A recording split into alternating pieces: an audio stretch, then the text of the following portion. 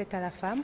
Je suis venue voir Madame l'honorable présidente, Madame Mabunda, pour avoir un peu de conseils, parce qu'elle a aussi travaillé dans la lutte contre la violence faite à la femme, sur la situation qui se passe aujourd'hui, depuis 2 jours dans la République, surtout ici à Kinshasa, concernant la jeune fille de 13 ans qui s'est fait violer. Alors, nous avons discuté longuement pour voir quelles sont les pistes que nous pouvons travailler ensemble et quelle est notre position dans cette situation. Et je voudrais vous faire savoir que le président de la République est très concerné, très préoccupé par cette situation. En tant que père de famille et surtout père de jeunes filles, il s'associe à la douleur des parents. Et il est en train de voir aussi comment est-ce que le dossier est en train d'évoluer sur le plan sur le plan judiciaire et avec les institutions de la protection de la jeunesse. Voilà. Alors je crois qu'il y a une chose importante que Madame la conseillère Moulot, le premier garant de la protection des citoyens, bien sûr, c'est le chef de l'État. Elle l'a dit, le chef de l'État, Félix Tshisekedi, a dépêché sa conseillère spéciale auprès des différentes instances de la République, le ministère de la Justice, le ministère des Droits humains, le ministère du Genre, mais aussi l'Assemblée nationale. Pourquoi l'Assemblée nationale? Parce qu'en fait, vous savez qu'il y a une loi sur les violences sexuelles qui est d'application en République démocratique du Congo et qui est très forte. Mais cette loi est aussi à compléter par des lois de protection de l'enfance. Et donc, elle s'est interrogée, ils se sont interrogés face à l'indignation de cette situation. Si au niveau du travail des députés nationaux, si au niveau du travail des lois dont nous avons la charge, il n'y a pas une réflexion ou un débat à avoir quand on voit ce type de situation. Et donc je voudrais en tout cas rassurer l'opinion qu'à ses côtés, comme femme, comme sœur, comme mère, comme grande sœur, nous sommes vraiment toutes solidaires et toutes scandalisées par cette situation qui ne montre pas suffisamment de protection de la petite fille et de la jeune fille. Et nous espérons, avec notre synergie et notre coalition, que notre cri d'indignation sera entendu pour que des mesures... La conseillère spéciale du chef de l'État chargée de la jeunesse et la violence faite à la femme veut en savoir davantage sur les dispositions législatives qu'accompagneraient ces actions. Madame Chantal Yelou Moulop, qui succède à l'honorable Janine Mabunda Lioko, jadis à ses postes, aujourd'hui speaker de la Chambre du Parlement, échange avec elle à l'heure où est déploré le viol collectif d'une élève de 13 ans à Kinshasa. La collaboration entre institutions oblige, la présidente de l'Assemblée nationale a été visiblement enchantée. Les échanges étaient cordiaux et se sont déroulés dans une parfaite harmonie, a-t-on observé. À son tour, la délégation de la société civile, composée de membres venus du Nord et Sud Kivu, déplore auprès de la présidente de l'Assemblée nationale l'insécurité de plus en plus grandissante dans ces 2 provinces.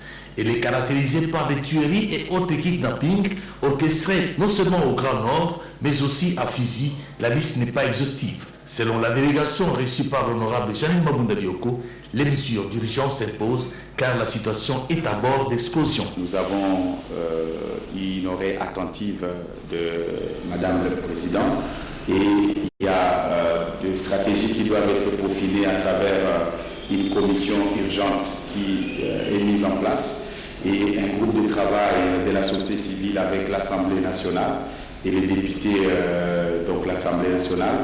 Eh bien, nous allons nous atteler pour que des réponses soient trouvées rapidement. Si rien n'est fait aujourd'hui, on risque de venir avec retard et ça peut préjudicier beaucoup de choses au niveau national. Au dire de la délégation de la société civile du Nord au Sud Kivu, l'honorable présidente a tout entendu, tout compris et ne tardera d'entrer en contact avec les instances de l'exécutif pour des solutions appropriées.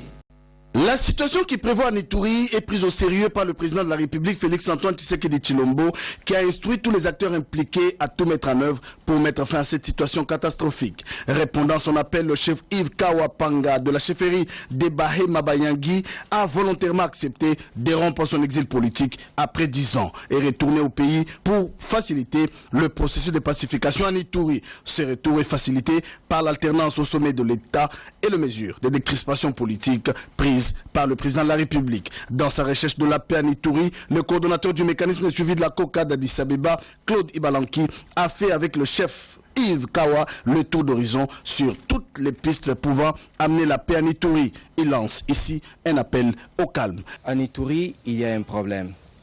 C'est-à-dire, je ne peux pas parler d'un conflit interethnique. Ce que nous avons constaté, il y a un groupe de gens égarés qui se permettent de prendre des armes et de tuer d'autres communautés. Je lance un appel aux gens de l'Ituri, à la communauté Hema et Alour, de ne pas tomber dans les pièges de nos ennemis. Nous avons une armée et nous faisons pleinement confiance à notre président, M. Tshisekedi. D'abord que je remercie à Passa, parce que c'est grâce à lui que je suis ici. Et comme la situation s'empire chez nous, je suis obligé de rentrer dans l'Ituri pour voir comment on peut mettre un terme à ces conflits-là.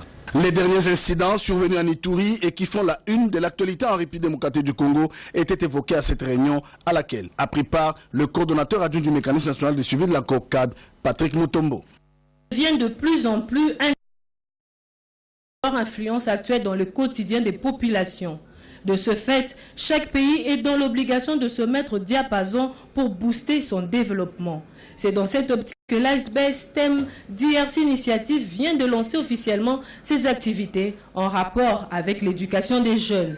L'initiative Sciences, Technologies, Ingénierie et Mathématiques encourage les jeunes à embrasser les filières purement techniques. Une fois que les Congolais et Congolaises sont équipés avec la connaissance en STEM, ils sont capables de résoudre les problèmes auxquels nous faisons face.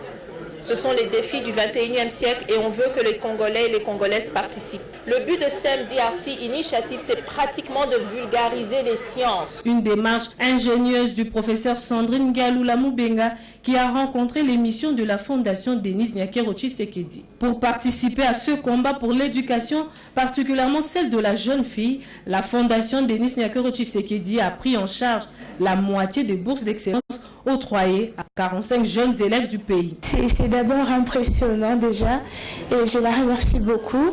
Je remercie Dieu de m'avoir permis d'avoir cette opportunité. Une formation où on a dû confectionner un robot et c'était il y a quelques jours déjà. C'était une très belle expérience. Alors j'étais tellement impressionnée et c'était une belle chose, quelque chose de nouveau à apprendre. Ça m'avait vraiment fait chaud au cœur, je dirais. L'investissement dans la jeune fille d'aujourd'hui va produire des femmes fortes en 2030, a précisé l'épouse du chef de l'État. J'aime imaginer que le futur de notre jeunesse est assuré. Pour ce faire, il est plus qu'urgent que nous puissions nous mettre au travail et investir dans l'éducation de nos plus jeunes. J'attire votre attention, l'attention des décideurs politiques, des opérateurs économiques et sociaux, de tous et de chacun, afin de soutenir et multiplier ce genre d'initiatives et de contribuer à atteindre un plus grand nombre de candidats qui se trouvent éparpillés dans nos différentes provinces. Et ce, maintenant que nous devons agir, pas demain. Le temps nous est compté. Une cérémonie inaugurale des activités au cours de laquelle la première dame s'est vue décerner le titre d'ambassadrice de STEM DRC Initiative. Le futur du pays dépend de la qualité de ces jeunes, dit-on. Ce genre d'initiative demeure le déclencheur d'un développement intégral. L'entretien à commandant suprême des forces armées de la République démocratique du Congo, la délégation du commandement des États-Unis pour l'Afrique, AFRICOM, a mis le cap sur le ministère de la Défense nationale en se présentant à l'insertion ce mardi 18 juin 2019. Le général de brigade Steven Demiliano, directeur adjoint de l'AFRICOM et sa suite ont ainsi peaufiné les discussions sur le partenariat militaire entre Washington et Kinshasa. Ceci pour dégager le voisin moyen de renforcer mutuellement le respect des droits humains. Selon le général Miliano, le partenariat entre les deux parties se situe aussi dans les relations civiles militaires, l'aide dans l'exercice militaire et le renforcement des institutions de défense dans une étroite collaboration perpétuelle. Il est très encourageant de ce partenariat et l'importance d'être aligné avec ce que nous voulons atteindre aussi dans nos objectifs, y compris dans la redevabilité et les droits humains. Cette séance de travail qui a regroupé les deux parties militaires congolaises et américaines s'est clôturée par la remise des cadeaux aux uns et aux autres, notamment le ministre Michel Bongongo, le chef d'état-major général de FARDC, le général d'armée Mbala Moussa Célestin et leur hôte de marque, le général de brigade Steven Demiliano, devant l'assistance des deux délégations en présence. Le Conseil d'État qui examine dans la Chambre 1 les affaires en contentieux au niveau provincial s'est penché entre autres sur le dossier RASOP. En clair, cette plateforme politique chère à Olengankoy est contre l'élection de Madame Tata du PPRD. Nous sommes dans la circonscription électorale de Mongafula à Kinshasa. Pour le collectif d'avocats du RASOP, c'est son client Mwanga qui a remporté le scrutin à la députation provinciale au regard de nombreux élevés obtenus. Dans leur réplique, les avocats qui plaident la cause de l'élu de Mongafula ont démontré carte sur table que c'est Ntsatsa qui a gagné l'élection en toute légalité.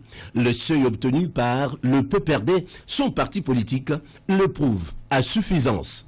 Appelée à se prononcer sur cette affaire, la Commission électorale nationale indépendante, via ses a demandé au Conseil d'État de confirmer la victoire électorale d'Ntsatsa. Madame le procureur général a sollicité auprès du Conseil que le dossier lui soit communiqué pour qu'elle donne son avis par écrit. Après avoir entendu les deux parties au procès, le Conseil d'État a pris l'affaire en délibéré. La modernisation de la route qui mène vers les postes frontières de Lufu, une nécessité impérieuse pour le gouvernement congolais qui tient mordicus à asphalter la partie qui se trouve en République démocratique du Congo, longue de 15 km. Modernisation bien inscrite dans le programme d'urgence du président de la République.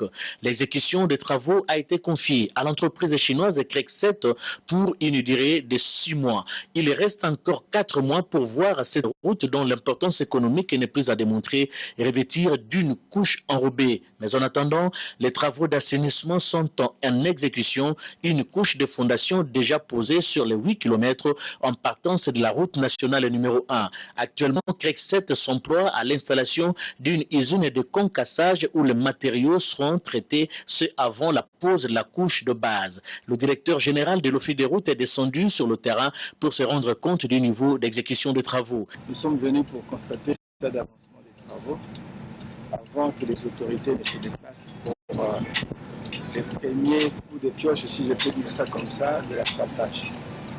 Donc, à ce niveau, nous avons trouvé que l'équipe est au travail. La couche de fondation est préparée jusqu'à un peu plus de 8 km. Et bientôt, ils vont commencer l'autre étape en ce qui concerne la couche de base. Ceci nous donne l'espoir que les délais de 6 mois seront tenus. D'après le planning fin septembre, nous aurons avoir une route normale.